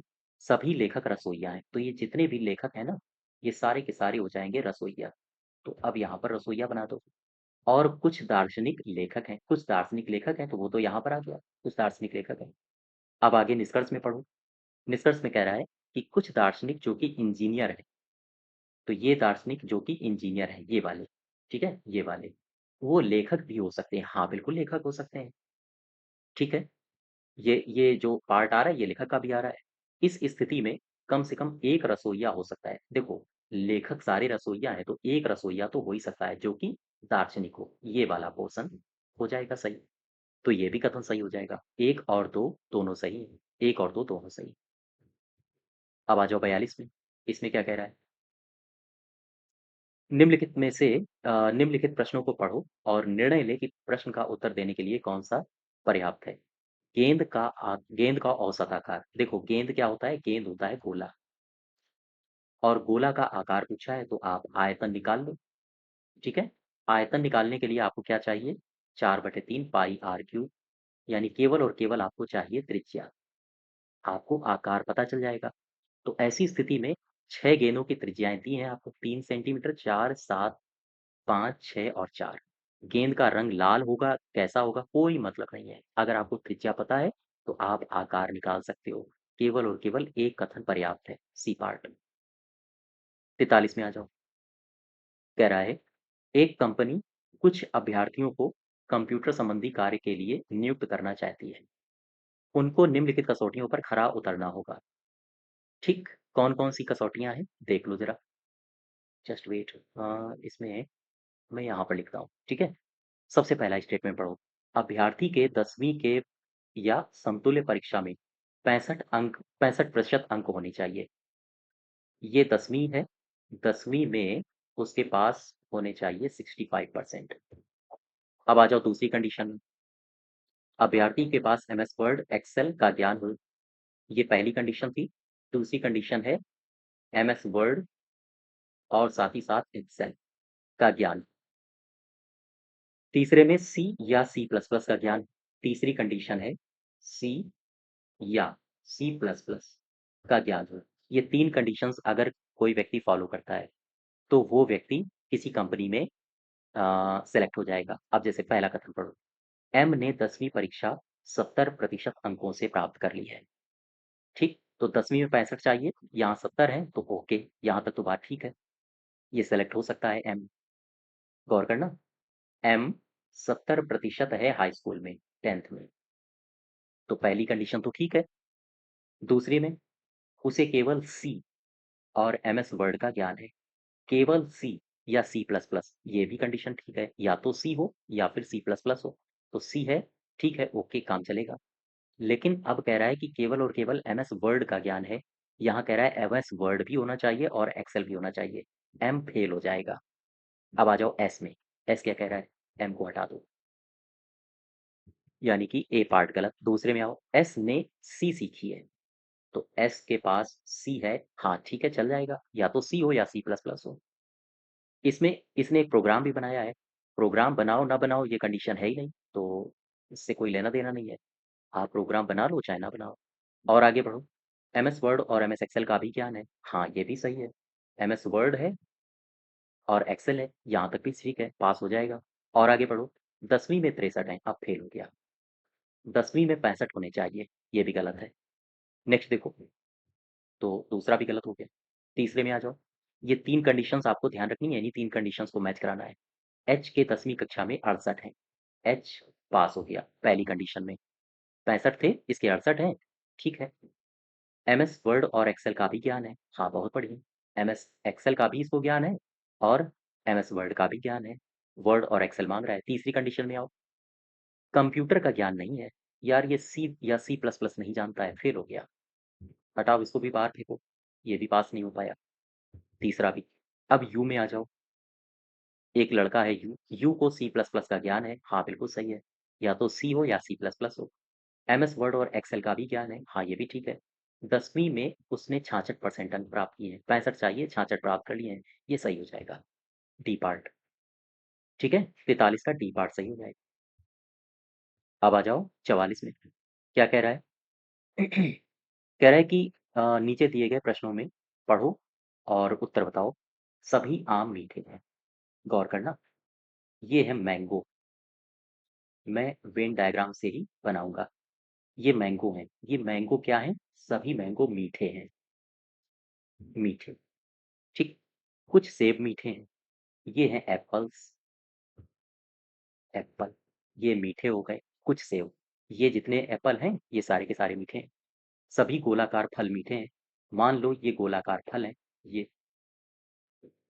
अब ये गोलाकार फल एप्पल है या मैंगो है ये नहीं दिया गया है आपको, इसलिए बहुत अपना दिमाग नहीं लगाना है। जितना स्टेटमेंट में बोला जाए बस उसी आधार पर करना है। सभी गोलाकार फल मीठे हैं, तो जितने गोलाकार फल हैं वो सारे के सारे मीठे के अंतर्गत आ जाएंगे। अब आप ये भी कह सकते थे कि मैंगो के अंदर भी रख दो। क्यों रखो? अपना दिमाग नहीं लगाना है किसी कीमत पर। उसने कहा है गोलाकार मीठे हैं तो मीठे में ही रखो, ठीक है। आगे। जेनी एक मीठा फल खा रही है। हाँ, जेनी अगर एक मीठा फल खा रही है तो फिर ये गोलाकार भी हो सकता है और मैंगो भी हो सकता है। आप जरा निष्कर्ष पढ़ लो। जेनी एक सेब खा रही है, तो सेब कुछ मीठे हैं, इसलिए हम कन्फर्म नहीं कह सकते हैं कि जेनी एक सेब ही खा रही है। कन्फर्म नहीं है इसलिए गलत हो गया। जेनी को नींबू पसंद है, यहाँ खट्टे की बात ही नहीं हो रही है, गलत। जेनी एक नारंगी खा रही है, नारंगी का भी यहाँ कहाँ मसला हो रहा है ना? ये तो गोल है। अब गोल नारंगी है ये तो नहीं कह सकते हैं, है ना? कन्फर्म नहीं है इसलिए तीनों गलत हो गए। अब यहाँ पर देखो, जेनी आम खा रही है, इसकी संभावना सबसे ज्यादा है, यही सही हो जाएगा। बात संभावना पर आ गई, ठीक। अगर ये बिल्कुल कन्फर्म कह देता तो गलत हो जाता, लेकिन बात संभावना पर है, ऊपर नीचे हो सकता है, हाँ ठीक है। डी पार्ट सही हो जाएगा। 45 में आ जाओ। दिया हुआ है कि ग्रेटर देन, ये प्लस है, लेस देन माइनस है, प्लस ये स्लैश है, -11 माइनस इक्वल है, इक्वल लेस देन है, और just wait, equal less than और एक्स ग्रेटर देन है, यानी मल्टीप्लाई ग्रेटर देन है। तो कौन सा कथन सही है? ये कह रहा है। चलो भाई, अब इसमें हल कर लो। हल वैसे ही आप करोगे। 3 2 4 9 3 2। ये लिखा है प्लस। प्लस कहाँ पर है? प्लस है ये। प्लस क्या डिनोट करता है? बटा, यानी कि स्लैश। ये लिखा है ग्रेटर देन। ग्रेटर क्या शो कर रहा है? प्लस। इक्वल, इक्वल क्या शो कर रहा है? लेस देन, यानी कि ये सिंबल। प्लस और लेस देन, यानी प्लस शो कर रहा है स्लैश, और लेस देन शो कर रहा है माइनस। ठीक। अब इसमें ये 3 अंक दिए हैं और ये 3 अंक दिए हैं। इनमें इनमें आप मान निकालो। 1.5 इसका मान हो जाएगा और 4 में जब जोड़ोगे तो 5.5 मान हो जाएगा। यहाँ पर 3 - 2 1, क्या 5.5 छोटा है? ये छोटा का सिंबल है, लेस देन। क्या 5.5 छोटा है 1 से? नहीं, गलत है, ये गलत हो जाएगा। ठीक, अब दूसरे में आ जाओ। ये मैंने लिखा 3, 2, 4, 18, 3, 1। ग्रेटर ग्रेटर, ग्रेटर क्या शो कर रहा है? प्लस, तो यहाँ प्लस हो गया, यहाँ भी प्लस हो गया। इक्वल क्या शो कर रहा है? लेस देन, यानी कि ये सिंबल। प्लस और लेस देन, प्लस क्या शो कर रहा है? स्लैश, और लेस देन क्या शो कर रहा है? ये कर रहा है माइनस। अब फिर से देखो, ये 3 अंक हैं और ये 3 अंक हैं, हल कर लो इनको। 3 2 5 4 9, लेस देन, इसको डिवाइड करोगे 6, 6 - 1 गए 5। अब क्या 9 छोटा है 5 से? नहीं, गलत है, ये भी गलत हो गया, ये दोनों गलत हैं। अब तीसरे में आ जाओ। तीसरे को भी ऐसे ही लिख लो, 3 2 4 8 4 2। ये है ग्रेटर और ये है लेस, तो ग्रेटर क्या है? प्लस, और लेस क्या है? कहाँ गया? Less than. 11, sorry, equals less than, और साथ ही साथ मल्टीप्लाई ग्रेटर देन को शो कर रहा है ना? और ये लेस देन माइनस को शो करता है, तो यहाँ हो जाएगा माइनस। और मल्टीप्लाई किसे शो कर रहा है? मल्टीप्लाई शो कर रहा है ग्रेटर देन को। ये ग्रेटर देन यहाँ सिंबल लगा दो। प्लस है और ये है लेस देन। प्लस किसको शो कर रहा है? ये कर रहा है स्लैश को। और लेस देन किसको शो कर रहा है? ये कर रहा है माइनस को। हल कर लो। 3 अंक ये हैं, 3 अंक ये हैं। इसको इसको जोड़ोगे, 5 - 1, सॉरी 5 - 4 1 आ जाएगा। ग्रेटर देन, इसको इसको डिवाइड कर दो, 4 2 8, 2 - 2 गए 0, अर्थात 1 बड़ा है 0 से। हाँ, बिल्कुल बड़ा है, सी पार्ट सही हो जाएगा। ठीक, इस तरह के सवाल आपको स्पीड में लगाने हैं, चूँकि वहाँ एग्ज़ाम हॉल में केवल और केवल आप बैठे हो। चलिए, अब ये सारे के सारे रीज़निंग के कंप्लीट हो गए। अब हम आगे बढ़ते हैं 46 में। कर्क रेखा निम्नलिखित में से किस राज्य से होकर गुजरती है? सवाल एकदम से सिंपल सा था, और अगर आपने जियोग्राफी में उत्तर प्रदेश का मैप पढ़ा होगा, तो इस प्रकार के सवाल आपके लिए हलवा साबित होंगे। ठीक है? कुछ ऐसे, यहाँ से जब आप ऊपर से उतरोगे तो त्रिपुरा, मिज़ोरम, मेघालय, और ये पूरा का पूरा बांग्लादेश। इस प्रकार से मैप बनेगा भारत का। और ये जो कर्क रेखा है वो यहाँ से गुजर रही है, त्रिपुरा और मिज़ोरम से होके निकल रही है। ये हो गया गुजरात, और यहाँ राजस्थान। सबसे पहले गुजरात। आप गुजरात से इस डायरेक्शन में, यानी पूर्वी दिशा में बढ़ो कर्क रेखा को पकड़ के। तो सबसे पहले आप गुजरात में आओगे, फिर राजस्थान में आओगे, इसके बाद आप मध्य प्रदेश में आओगे। फिर मध्य प्रदेश को अलग काट के कौन सा राज्य बनाया गया था? छत्तीसगढ़। फिर छत्तीसगढ़ में आओगे, ये आपका है झारखंड। ठीक है? इसके बाद जब आप आगे आओगे तो पश्चिम बंगाल, पश्चिम बंगाल, यहाँ पर आओगे तो आपको मिलेगा त्रिपुरा। त्रिपुरा के आगे आओगे आपको मिलेगा मिज़ोरम। टोटल है 1 2 3 4 5 6 7। 1 मिनट, एक राज्य छूट रहा है क्या? 1 2 3 4 5 6 7 8, नहीं, ठीक है। गुजरात, राजस्थान, मध्य प्रदेश, छत्तीसगढ़, झारखंड, पश्चिम बंगाल, त्रिपुरा और मिज़ोरम। ठीक, उत्तर प्रदेश से नहीं गुजरती है, ये गलत हो जाएगा। गुजरात है, छत्तीसगढ़ है और झारखंड है। तो 1 2 और 4। नेक्स्ट देखो, ये है नदियाँ, और इधर है सहायक नदियाँ। जैसे अगर मैं यमुना की बात करूँ, यमुना, तो बता सकते हो यमुना की सहायक कौन-कौन सी हैं? दरअसल इसकी एक सहायक है टोन्स। आपने चंबल का नाम सुना होगा, है ना? चंबल, सिंध, बेतवा, केन, और साथ ही साथ टोन्स। ये जो टोन्स नदी है, इसके बारे में कहा जाता है मसूरी पर्वत श्रृंखला के निकट यमुना से टोन्स मिलती है। टोन्स, ये नदी है, और ये कहाँ मिलती है? मसूरी पर्वत श्रृंखला के निकट। पर्वत श्रृंखला के निकट इससे मिलती है। तो यमुना में आ जाएगा चंबल। ठीक, कृष्णा की सहायक नदी और ब्रह्मपुत्र। ब्रह्मपुत्र में तो आपने पढ़ा होगा, जैसे लोहित है, दिबांग है, सुबानसिरी है और धनसिरी। संकोश नदी, तीस्ता नदी, तो ब्रह्मपुत्र की हो जाएगी तीस्ता। अच्छा, तीस्ता के बारे में कहा जाता है, अगर अ, आपने पढ़ा होगा तो आपने इसके बारे में डिटेल में, अगर आपने ज्योग्राफी पढ़ी होगी तो आपने पढ़ा होगा तीस्ता के बारे में। कहते हैं तीस्ता पहले गंगा की सहायक नदी थी, गंगा की सहायक नदी। इसके बाद हुआ क्या, 1787 में एक भयंकर बाढ़ आती है, और इस बाढ़ में कहते हैं कि तीस्ता ने अपना रूट बदल दिया था, और फिर इसके बाद ये ब्रह्मपुत्र की हो गई। ठीक है, तो इससे पहले ये गंगा की सहायक नदी थी। तो खैर, ज्योग्राफी मैं अगर पढ़ाऊंगा आगे तो इसके बारे में बहुत डिटेल से हम आपको चीजें बताएंगे। अब यहाँ पर आओ, कृष्णा, ये लिखा है कृष्णा, और ये लिखा है गोदावरी। अब यहाँ पर जरा मैच कराओ, यमुना, चंबल, यानी डी का हो जाएगा पहला, टी का हो जाएगा पहला, या तो ये सही है या तो ये सही है। फिर पी का हो जाएगा तीसरा, बी का हो जाएगा तीसरा, है ना? तो ये पार्ट सही हो जाएगा। ठीक, तो अब आप मैच करा लेना। क्वेश्चन नंबर 48 में आ जाओ। कोकोस प्लेट किनके मध्य पाई जाती है? ये प्लेटें याद रखना, मैं आपको लिख के बता दे रहा हूँ। कोकोस प्लेट बहुत पूछी आती है एग्जाम में। ये जो कोकोस प्लेट है, ये मध्य अमेरिका और साथ ही साथ प्रशांत प्लेट के मध्य है। जैसे नाजका प्लेट, ये किनके किनके मध्य है? दक्षिण अमेरिका, दक्षिण अमेरिका और साथ ही साथ प्रशांत प्लेट। ठीक है, मैंने लिखा अरब प्लेट। ये बताओ किसके किसके मध्य है? आप बताओगे सऊदी अरब, सऊदी अरब का भाग में ये अरब प्लेट है। और बताओ फिलीपीन, फिलीपींस प्लेट, ये एशिया और प्रशांत प्लेट के बीच में है, एशिया और प्रशांत प्लेट के बीच में है।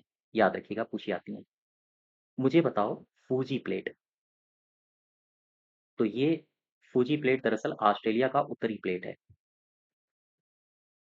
ऑस्ट्रेलिया का उत्तरी प्लेट। ठीक, एक प्लेट मुझे और बता दो, नाम है जुआन डे फूका, जुआन डे फूका। तो जुआन डे फूका प्लेट ये कहाँ पर है? दरअसल ये है उत्तरी अमेरिकी प्लेट के दक्षिण पूर्व में, उत्तरी अमेरिकी प्लेट के दक्षिण पूर्व में। ठीक है, ये कुछ प्लेटें हैं जो आप याद रखोगे। जैसे कोकोस प्लेट, ये किनके मध्य पाई जाती है? तो आप बताओगे ये पाई जाती है मध्य अमेरिका और प्रशांत। ए पार्ट सही हो जाएगा।